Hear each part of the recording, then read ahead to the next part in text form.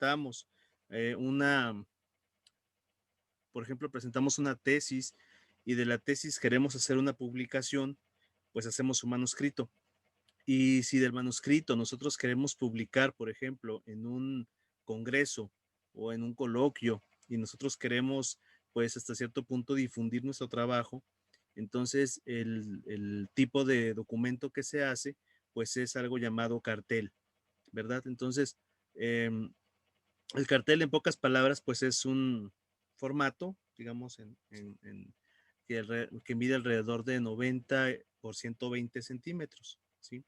Es un, pues pues un cartel, vaya la expresión, ¿no? Y se utiliza cuando, por ejemplo, no somos ponentes en un tema, pero queremos, pues, publicar los resultados de nuestro trabajo de investigación. Entonces, particularmente este cartel, pues tiene esta forma, miren, aquí está. No sé si se alcance a mirar, ahí lo tenemos. ¿Se alcanza a ver? ¿Sí? Sí, Ok, bueno, este es el formato típico del cartel. Eh, bueno, este formato los de la mañana lo comenzaron a editar, pero particularmente es así, ¿no? Ahí lo tenemos. Este formato es un formato de PowerPoint, o sea, en realidad este formato como tal, pues es uno que elaboramos y que ya trae las medidas, o sea, en este caso de 90 por 120, o sea, si ustedes lo van a imprimir, pues la impresión implica que se tenga un papel grande, ¿verdad? Eh, Hay como varios autores, bueno, varias personas que imprimen en lona. No es recomendable imprimir en lona un trabajo que sea formal. Entonces, por esa razón es que conviene que se utilice un formato. En este caso, por ejemplo, si utilizan el papel bond, pues sería algo pues bastante aceptable, ¿sí? No se trata de que tengan un papel bastante caro, pues porque de pronto hay papeles que sí son bastante caros, por ejemplo, pues un papel couché o uno fotográfico, ¿no? De pronto pues saldría bastante caro. Y algunos investigadores pues ya con cierta trayectoria, pues de pronto cuando exponen carteles en en algún congreso, pues de pronto el cartel pues lo imprimen en un papel pues bastante caro. Pero en este caso, con que ustedes impriman un papel bond que les cuesta 60 pesos, pues es más que suficiente. Bueno, una de las ventajas de la pandemia es que pues no lo vamos a pagar, si estamos, o sea, no lo vamos a imprimir, pero, pero la idea es que esto sí lo conozcamos porque está en nuestro plan de estudios y aparte también de que sí tengamos la posibilidad de hacer uno. Entonces el cartel, pues particularmente es un extracto, es un resumen, dijéramos, del manuscrito. Fíjense cómo va en orden, o sea, va la tesis siempre es un formato extenso, o sea, si hablamos de una tesis o de que alguien quiera hacer una tesis, pues estamos hablando de alrededor de mínimo 80 cuartillas aproximadamente para una tesis de licenciatura. Y de ahí tenemos el manuscrito. Entonces, cuando alguien quiere publicar para una revista o quiere presentar un informe, pues entonces recurre al manuscrito, que es lo que estamos revisando. Y el manuscrito, pues de pronto puede tener entre 6, 10, 15 hojas, 20 hojas a lo mucho. Y ya estamos hablando de una investigación pues bastante extensa, ¿no? Por ejemplo, un artículo que tenga pues alrededor de 20 cuartillas, ya es un artículo largo, pero en este caso, pues cuando queremos condensar más la información, entonces hacemos uso del cartel, ¿sí? Entonces del manuscrito hacemos el cartel. ¿Qué es lo que tiene el cartel? Los elementos sustanciales, ¿no? En este caso, por ejemplo, ahí está. Lo que tiene el manuscrito igualito, ¿no? Tenemos la introducción, tenemos un apartado para preguntas de investigación o pregunta de investigación si solamente hicimos una. Tenemos el método, tenemos los resultados, la discusión y las referencias, ¿sí? Eso es lo que de alguna manera contiene un cartel de investigación, ¿sí? De manera muy resumida, pues, ¿sí estamos? O sea, por ejemplo, en la introducción, recordemos que se plasman dos elementos. ¿Alguien recuerda qué cosas son las que se deben plasmar en la introducción de un manuscrito?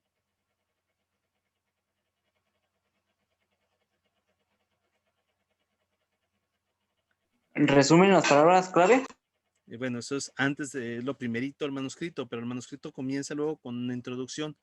¿Qué es lo que debemos ahí cuidar? ¿Qué es lo que debemos escribir en esa introducción?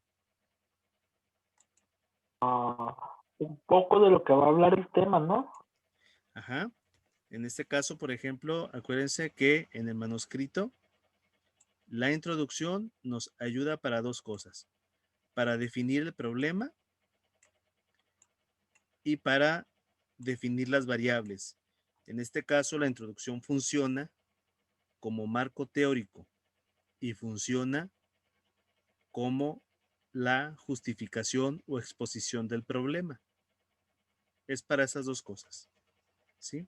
Entonces, por favor, ténganlo muy presente, porque si alguien les pone a ustedes a hacer un manuscrito en algún momento, pues en la introducción colocamos esas dos cosas. O sea, ¿cuál es mi problema? Lo debo exponer, debo señalar las razones por las cuales estoy estudiando un tema, y debo de también tener en claro las definiciones conceptuales, o sea, de dónde parto.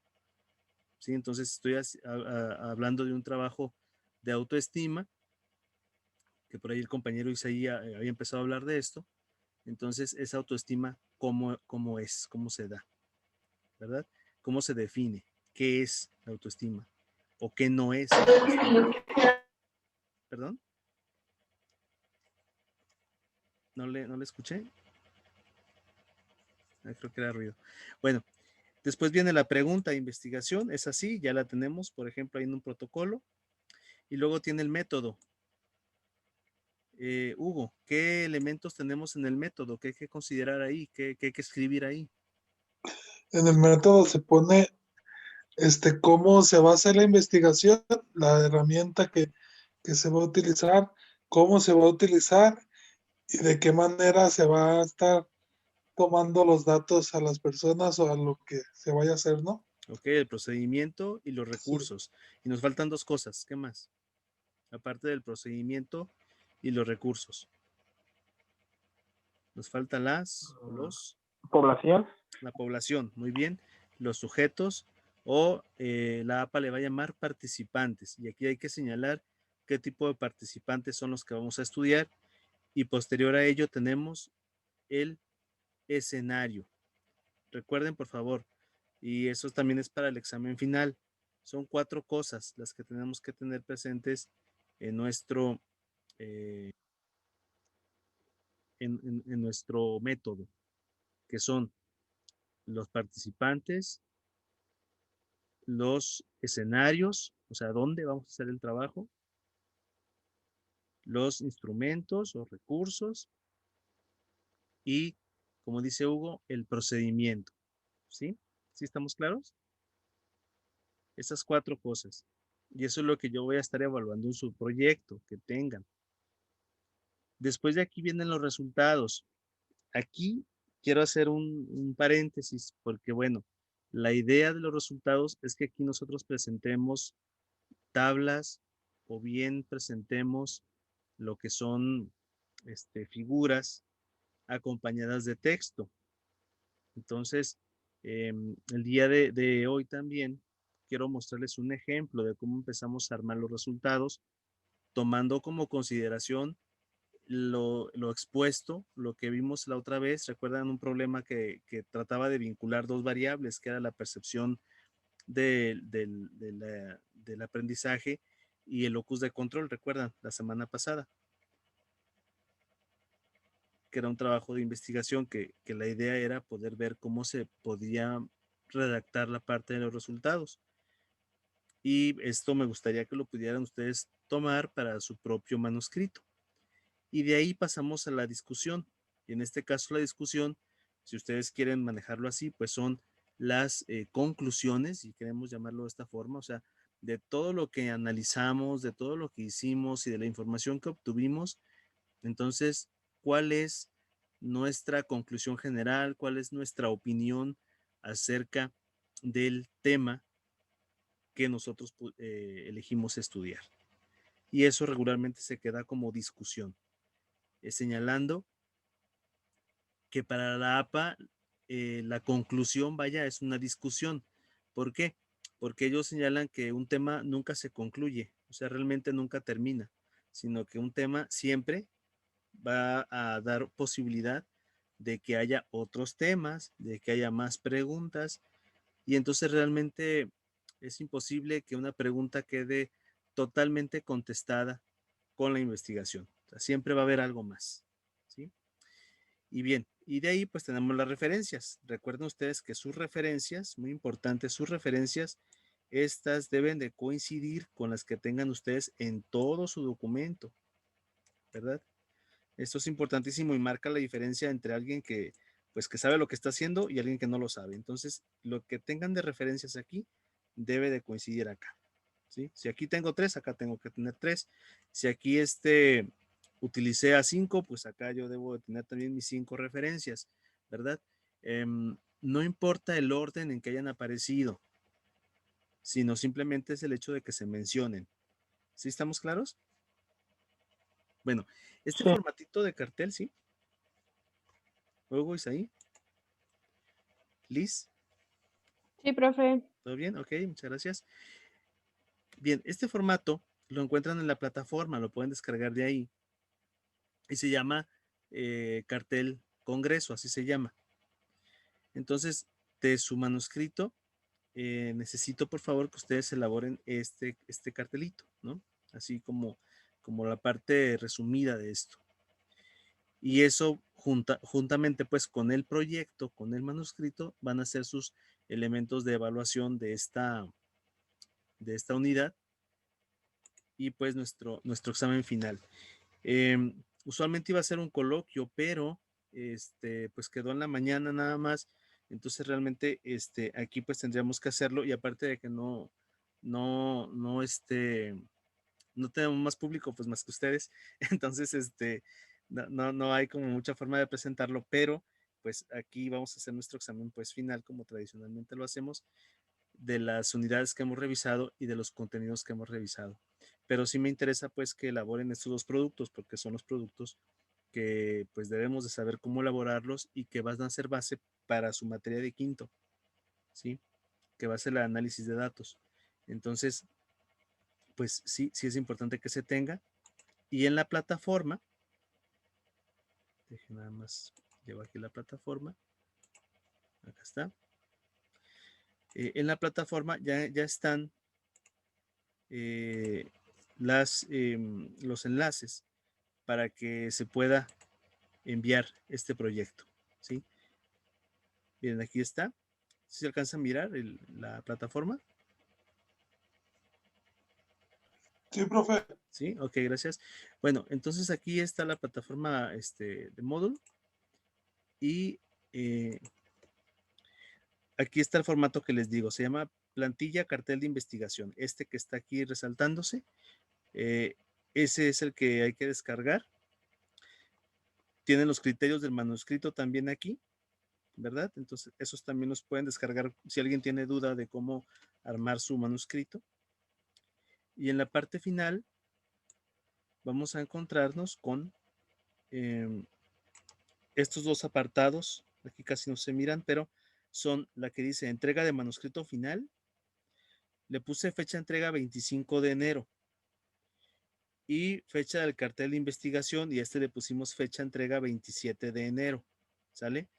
Nuestro examen pues han sido regularmente los miércoles, entonces por lo tanto, pues ahí no nos extrañe pues que el examen esté contemplado para el día 27, ¿verdad? Como tal. Entonces por esa razón es que, pues ahora sí que sería eso el día sería digamos eso el día del examen, pues, sí, que vamos a tener. Entonces, bueno, no sé si de su parte hay alguna duda hasta ahorita, compañeras, compañeros. No, profe. ¿Todo bien? No, profe, todo bien. Ok. Su manuscrito.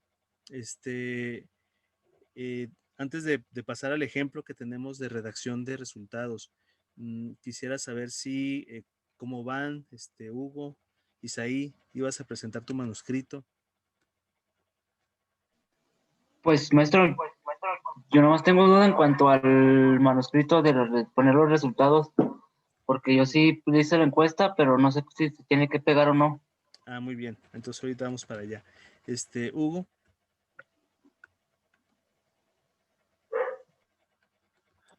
No, profe, yo voy mal, pero va a salir.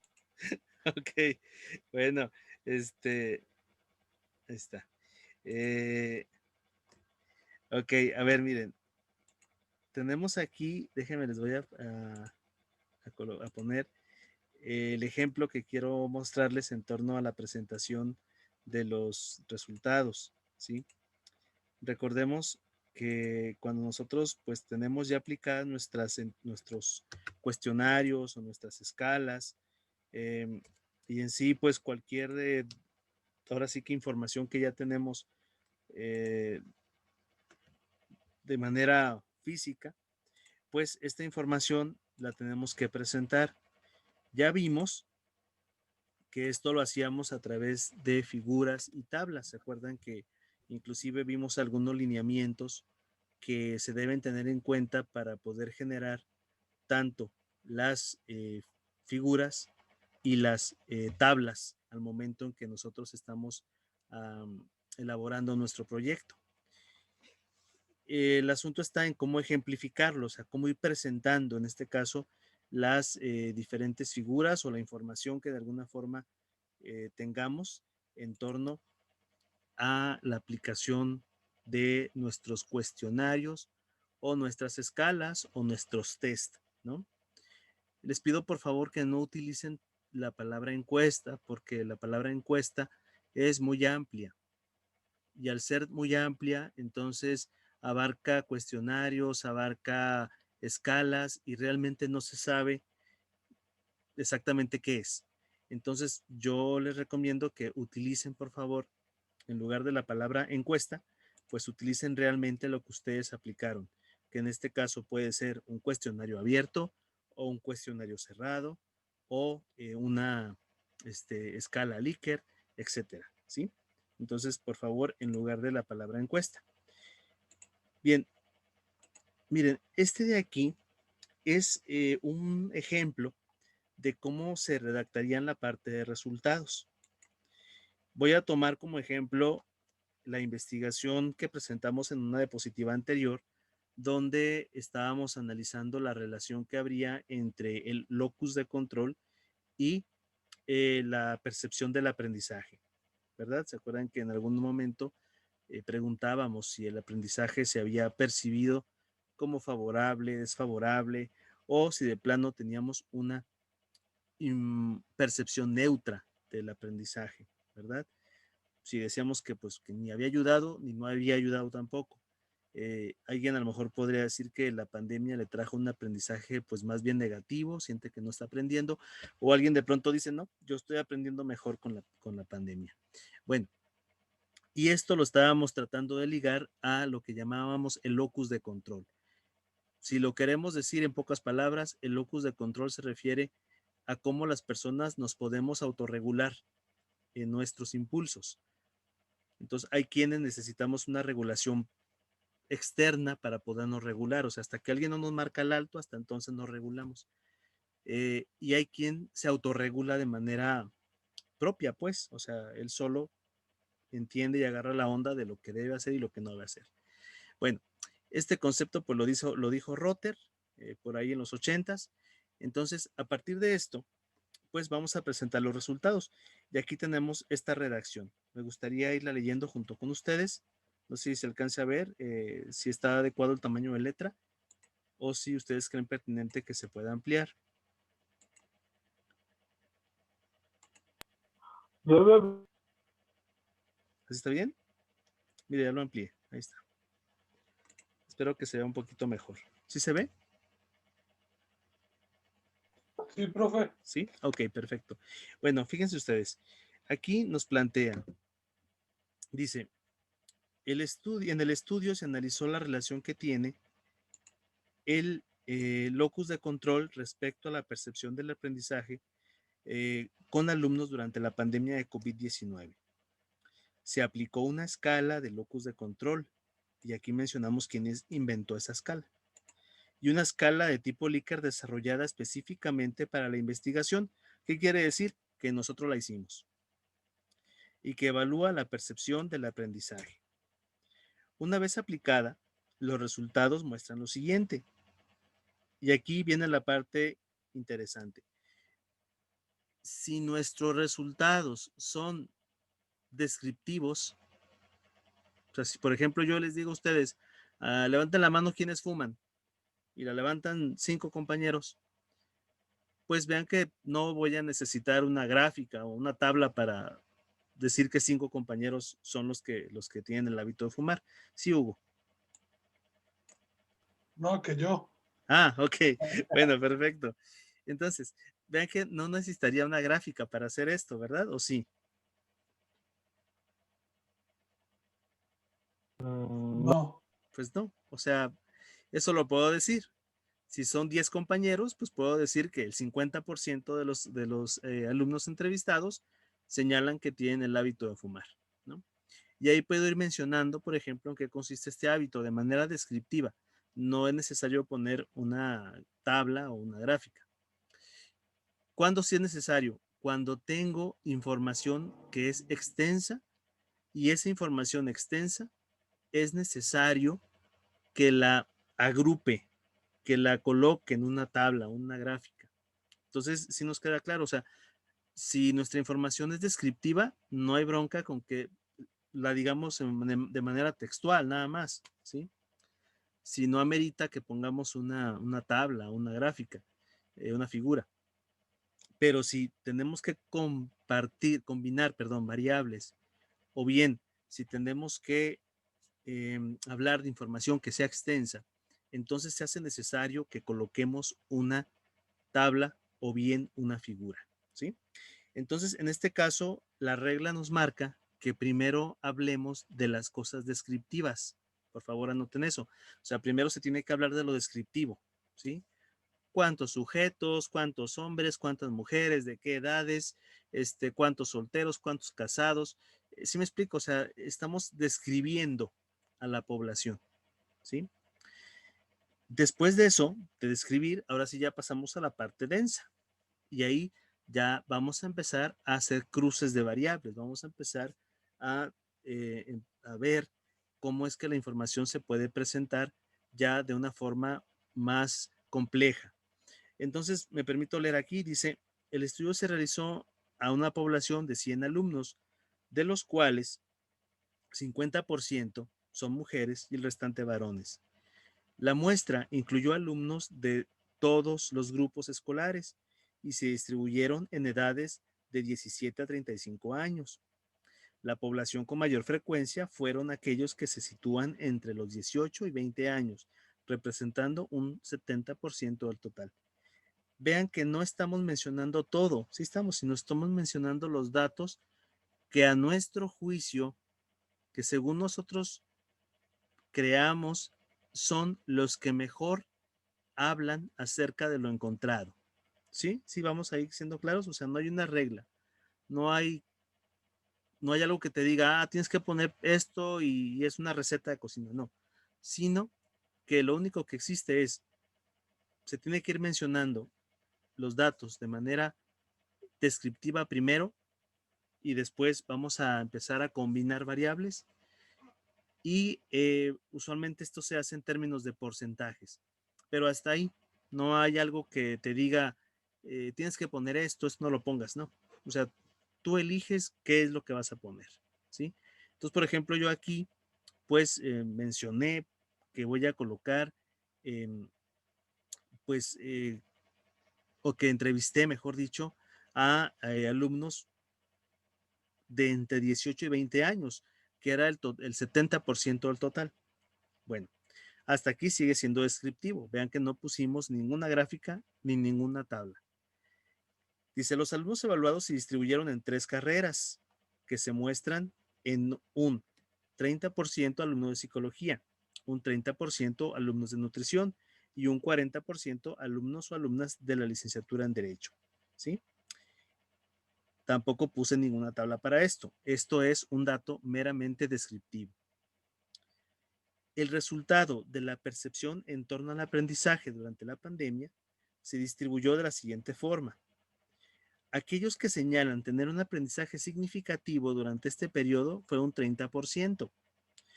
Un 50% señaló tener una postura neutra, al indicar que su aprendizaje es igual que en un periodo presencial. Finalmente, un 20% señaló una percepción negativa, al indicar que su aprendizaje significativo ha disminuido de manera drástica, llegando al extremo de pensar en abandonar sus estudios. Vean que aquí esta es mi variable y vean lo que estoy haciendo. Estoy mencionando lo que encontré, ¿verdad? Y encontré que de esos 100 alumnos, pues un 30% dice que le ha ido mejor, un 50% dice que igual y un 20% señala pues que de plano esto ha sido nefasto, no hay aprendizaje y entonces por esa razón es que dicen que ha disminuido su aprendizaje. Bueno, vean que aquí esto me suma 100%, ¿no? 30, 50 y 20, 100%. Bien, ¿hasta aquí vamos claros con eso? Sí, maestro. Sí, maestro. Sí, profe. Ok, perfecto. Y después dice aquí, dice, al evaluar el locus de control, se pudo observar que de manera general existe una tendencia a un locus de control externo, es decir, conductas que se encuentran reguladas por factores externos al sujeto. La proporción de locus interno en la población general fue de un 40%, mientras que el locus externo se concentra en un 60% de los participantes. O sea, les aplicamos la escala que mide el locus de control y de pronto ahí me di cuenta que interno, o sea, personas que se autorregulan, un 40%. Personas que necesitan ser reguladas por otros a través de premios y castigos, pues es un 60%, ¿no? Según lo que dice esta teoría. Bien, vean que aquí tampoco le puse ninguna tabla ni nada. Donde sí voy a necesitar tablas es cuando ya empiezo a comparar. Y dice aquí, dice, la relación entre la percepción del aprendizaje significativo durante la época de pandemia, además del locus de control, se muestra en la tabla 1. Noten que aquí estoy hablando de la tabla 1 y aquí debe haber una tabla 1. Debe haber siempre dos registros, ¿sí? Es importantísimo que si van a usar una tabla o una figura, la señalen en el texto y además la señalen en el título, en los dos lugares.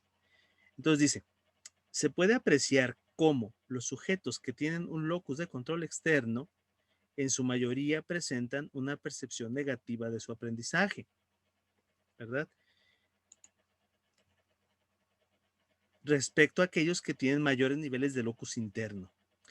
Aquí lo importante, vean que no es que ahora mencionemos los porcentajes, no, porque esos ya van a estar dichos acá abajo, sino que ahora lo que vamos a hacer es a mostrar lo que nosotros queremos que los lectores vean de nuestro proyecto.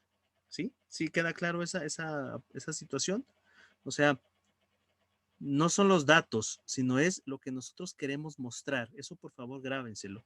Eso téngalo muy presente. O sea, no son los datos, es lo que tú quieras mostrar, es lo que de alguna manera tú creas pertinente que se pueda mostrar a los lectores de manera de que la información quede, pues, a tu juicio, lo más precisa posible.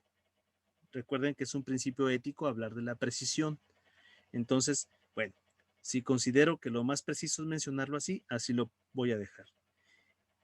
Entonces se puede apreciar cómo los sujetos que tienen un locus externo en su mayoría presentan una percepción negativa, mientras que aquellos que tienen un locus interno, su percepción es más positiva.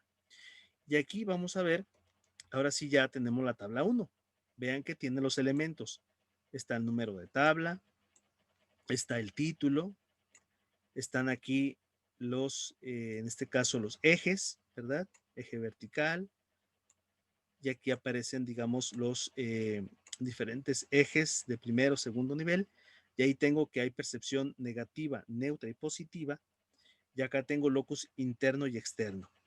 Al momento en que comparo ambas variables, ahí voy a darme cuenta que existe un 60% de personas que tienen una percepción negativa del aprendizaje, pero que además tienen un locus externo, mientras que existe un 50% de la población que tiene un locus positivo, un locus interno, y tienen una percepción positiva de su aprendizaje durante la época de pandemia, lo que me lleva a pensar que el locus de control externo va a estar ligado a una percepción negativa en todos los casos.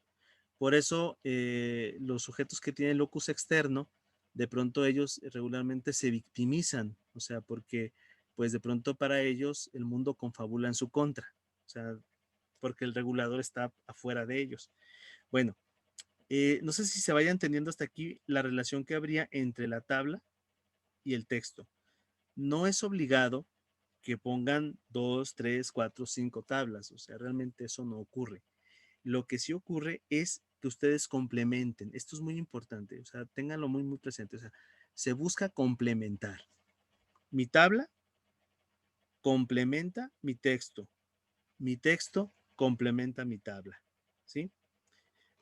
Una vez que ya hice las gráficas que yo consideré, insisto, yo puedo tener un documento que me salgan 15 gráficas, pero no voy a poner las 15. Voy a poner aquellas que me hayan o que yo considere pues que sean las más significativas y las más precisas. Entonces, pues aquí yo ya tengo esta tabla, puedo poner otras dos si quiero, y esto me lleva ya a la parte final que es la discusión. Y ya con esto cerramos. Dice, la discusión, dice, en relación a la pregunta de investigación, ven que es como una conclusión general, se puede observar cómo una percepción del aprendizaje negativa se relaciona con la presencia de un locus de control externo. Los datos sugieren que los participantes cuya regulación conductual proviene del exterior poseen mayor tendencia a percibir aspectos negativos de sus experiencias, esperando que el entorno se modifique y de esta manera se solucionen sus dificultades cotidianas. Vean a la conclusión a la que llegué, ¿no? Dice, de acuerdo a lo anterior, se puede ver que otras variables como la edad y el estado civil también influyen en la percepción del aprendizaje. ¿Sí? Aquí me faltó influye. Es necesario entonces que se consideren nuevos proyectos que valoren las condiciones ambientales y la percepción del aprendizaje, pues el presente estudio no permite conocer el grado de influencia del ambiente sobre el locus de control. ¿Sí? Si me explican que aquí, si ven que aquí ya estoy mencionando como algunos aspectos que han limitado el proyecto y estoy dando sugerencias de qué es lo que se puede estudiar. Entonces también se vale que ustedes mencionen sugerencias de qué es lo que se pueda estudiar, ¿verdad? Inclusive podemos poner alguna limitante que tuvimos y con eso cierro hoy. Dice, inicialmente se había considerado la presencia de 200 participantes, pero la condición de la pandemia y el acceso a redes de Internet limitó la participación a solo 100. En un futuro se espera que dicha participación se incremente. O sea, estoy mencionando algunos aspectos que pudieran también influir o que pudieran haber influido en el desarrollo normal del proyecto de trabajo, ¿sí? Entonces también se vale colocar esto en la discusión. Bien, hasta ahorita entonces, compañeros, vean que es una parte muy, muy sencilla, ¿no? Obviamente, uno pues empieza a ver cuando ya uno se sienta a escribir. Entonces, pero de esta parte, de lo que sería la comprensión de qué lleva, queda claro, hay dudas hasta este momento. ¿Cómo vamos hasta ahorita? Luis, ¿sí nos va quedando claro ahorita más o menos cómo poderlo redactar? Sí, Sí, maestro. profe. Sí, ok, gracias. Oriana, ¿todo bien hasta ahorita? Sí, todo bien, profe. Sí. Bueno, muy bien, pues entonces, pues los dejo para que ya descansen porque pues sé que aparte de su trabajo vienen para acá, entonces, pues Los dejo que descansen y les deseo pues un excelente fin de semana, compañeras, compañeros. Entonces ya quedamos el día lunes, por favor, la entrega de su manuscrito y el día miércoles la entrega del cartel, ¿sí? El martes, Sí, ¿verdad? profe. Así es, martes, perdón, martes. Ah, ok. Gracias, Muy bien. maestro. Bueno, pues ahí estamos a la orden. Entonces, cuídense mucho. Un abrazo para todos y todas. Ok, buenas noches. Gracias, profe. Adiós, buenas Buenas noches. noches. Bye.